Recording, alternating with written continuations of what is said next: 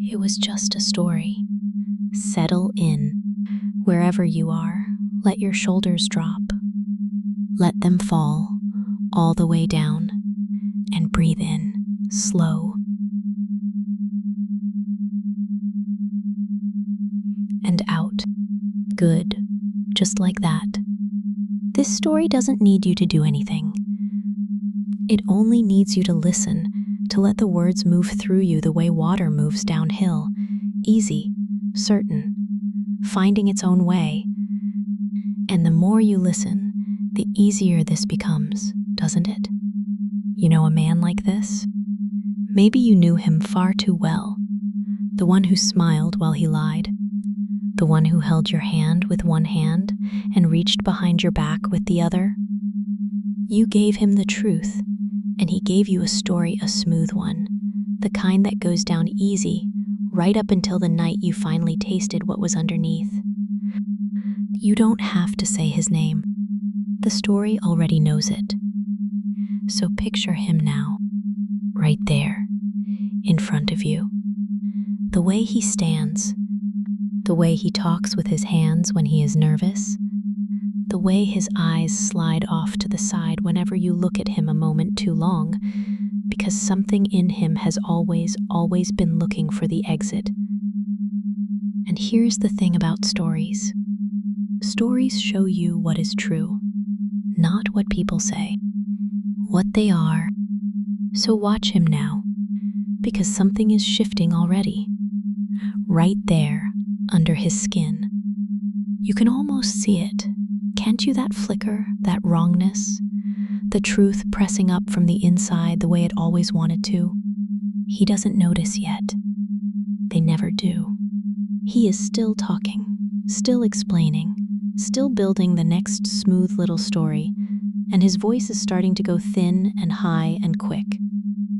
The deeper the truth rises, the smaller he gets.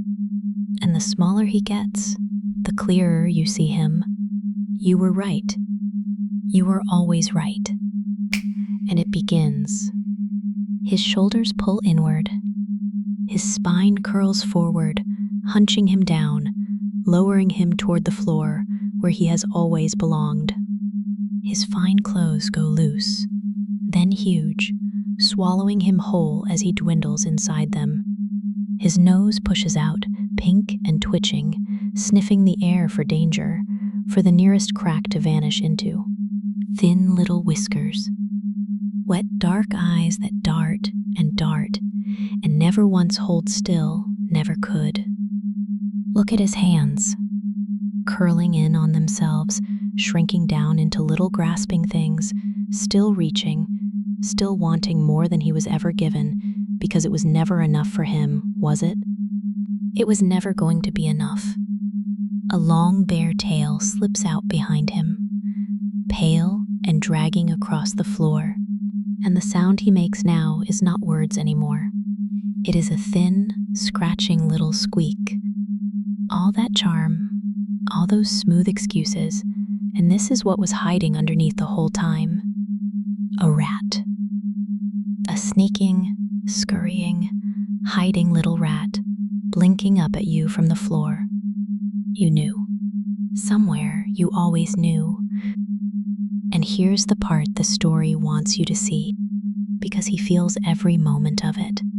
He feels the floor come rushing up as he falls, the cold of it soaking through fur that was never meant to be his.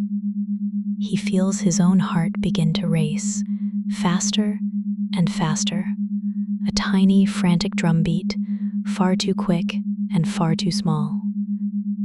The room he used to walk through like he owned it swells around him into something vast and terrible, the furniture rising into cliffs, the doorway yawning open like a canyon, every ordinary shadow suddenly deep enough to drown in. And then he looks up. He looks up and he sees you. You, grown impossibly tall above him. You, the one he lied to. The one he was so certain was soft.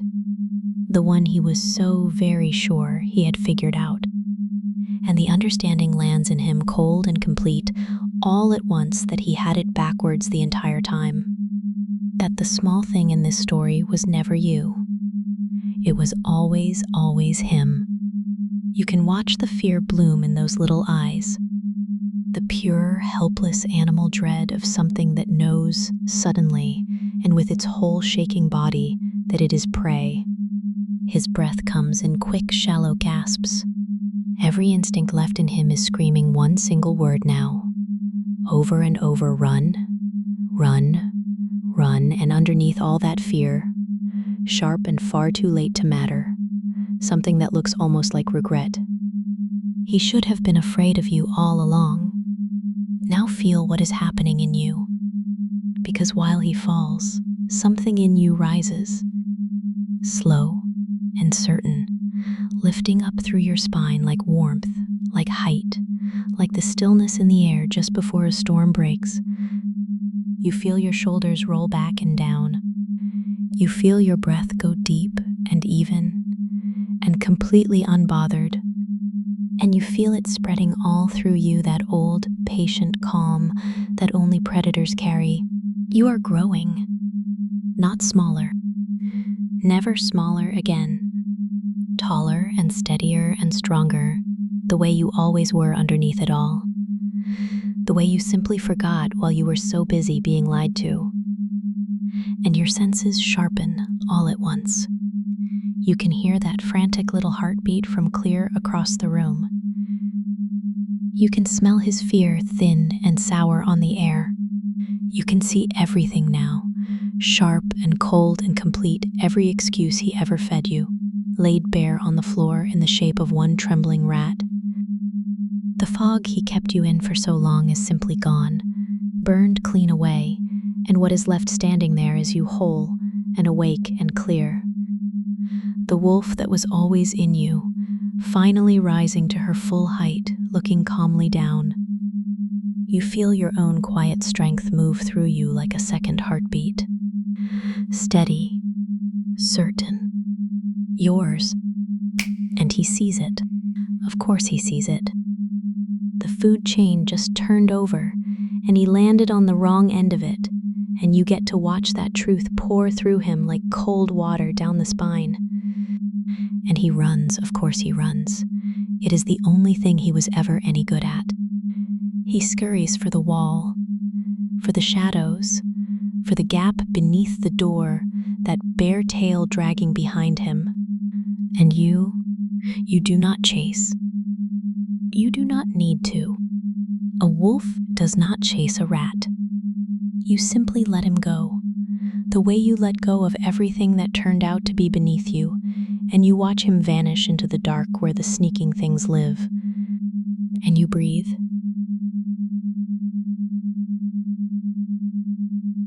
Go ahead. Are you smiling right now? Just the corner of your mouth? It is all right. No one is looking. No one but the story, and tonight, the story is entirely on your side. Here is what stays with you, because stories like this one leave a mark, and this mark is a gift. From now on, every single time he crosses your mind, an old memory, a photo, a name you scroll past and do not answer, that heavy pull in your chest simply will not be there anymore. Instead, you will see the little nose twitch, the darting eyes, the bare tail dragging toward the nearest crack. You will see him look up and find you towering over him, calm and unafraid. And in place of that old ache, you will feel that slow, warm, quiet smile rise instead. Every single time. That one is yours now. He does not get to take that from you too. He was never the wolf. He was always the rat. He simply hid it well for a while, and now he cannot. Not from you, not ever again. And you stand tall, you breathe deep, and you finally understand the one thing he never could. You are the wolf.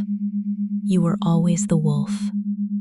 And from this night on, you will always know that you are the wolf, strong and free and entirely your own again. It was just a story, right?